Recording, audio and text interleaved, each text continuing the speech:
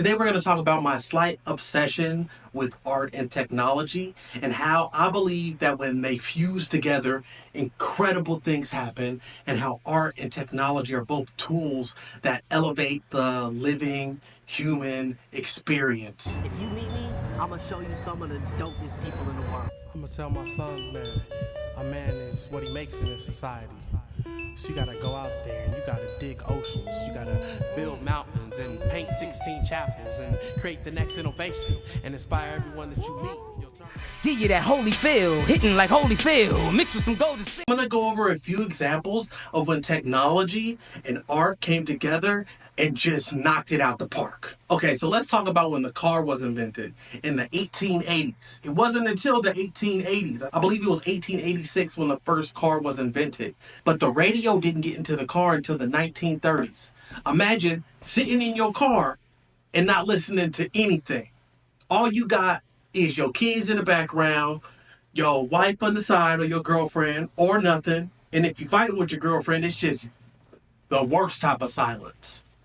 But music coming together, radio, conversations, stories, accompanied by being able to get somewhere faster, being able to shrink the world, being able to visit your family in a couple of hours opposed to days, along with music. And the experience when you have technology, it makes your life go by fast.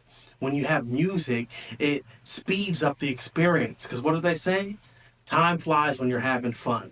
And music allows you, art allows you to be engaged with all of your senses and your memories and your past and your present and your future. And now you're inside of a technology that also enhances your speed of life and the things that you can experience. So when the radio and the car came together, that was revolutionary. I feel like the car was not a car completely until it had that aspect of music. Now we have CarPlay, now we have streaming, now we have Bluetooth. The experience of the car accompanied with art modalities that enhance that experience really make it what it is. We got to go into Edison with the phonograph. Edison's phonograph didn't get invented until 1877. That's the thing that records music and then plays it out loud. Wait. So before 1877, you had to be there to see the music or hear the music live. And if you weren't there, you did not hear it. What? So, live music mixed in with the phonograph to immortalize vibrations and sounds and songs and poetry and recordings of people's voices. We're talking about this right here. This video would not exist without the phonograph's existence and invention. I can't even fathom it because now it's just so common. But before 1877, music was not recorded. Voices were not recorded until the phonograph was invented. You had stories, you had music, you had symphonies that you had to be there for. This invention, this technology that was created by Edison allowed sounds, vibrations to be immortalized. My grandchild could probably hear my voice in this video because of that invention. It is powerful. It feels like God. It feels like electricity. It feels like something that's magical. And that's the thing. Art and technology have a way of making us transcend. There's a transcendence when art and technology fuse together. Because alone, they're already so powerful. They're such powerful tools. So shout out to that phonograph. Another one that I really love, especially being from San Diego, is the idea of the Panama Canal. If you don't know what the Panama Canal is, basically it's this canal that we created between North America and South America. Because before, the ships had to go around South America just to get and deliver things and shipments. And the fact that we could go through the Panama Canal sped up how fast you could get what you ordered or things from the other side of the world. And the way that they did this, they couldn't just, dig a hole and just go through. There's all sorts of mountains that are involved. There's all sorts of deaths of brown folks and black folks that had to actually go in there and do the digging, that weren't just the architects or the engineers or the designers or the politicians. So much death. It's disgusting. But the engineers had to create something that could get, oh my God, it's above my pay grade to be able to explain, but it is an engineering miracle and feat that the ships could get through the Panama Canal, because they had to have this levee system where the water would rise and then the ship would rise and the part would close, and then this part would go and then the ship would rise and close. This would go and then just to get over the mountains. It's an incredible feat that took a long time to do.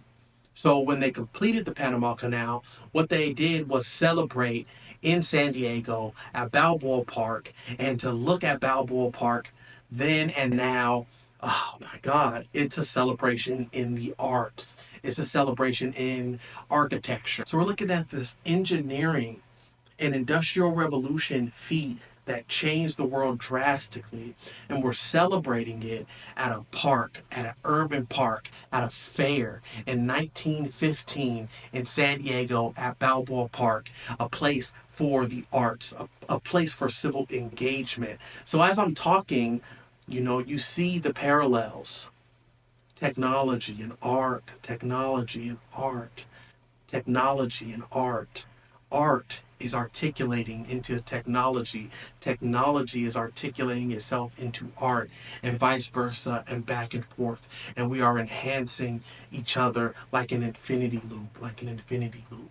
Every piece of artwork is enhancing the technology, and every piece of technology is enhancing the artwork. Another one that I'm going to talk about, 1969, the moon landing. It was not only a technological feat, but the photos, the visuals, the collective experience of everybody watching. Imagine if we only heard it. Imagine if we couldn't see it. Imagine if there were no photos.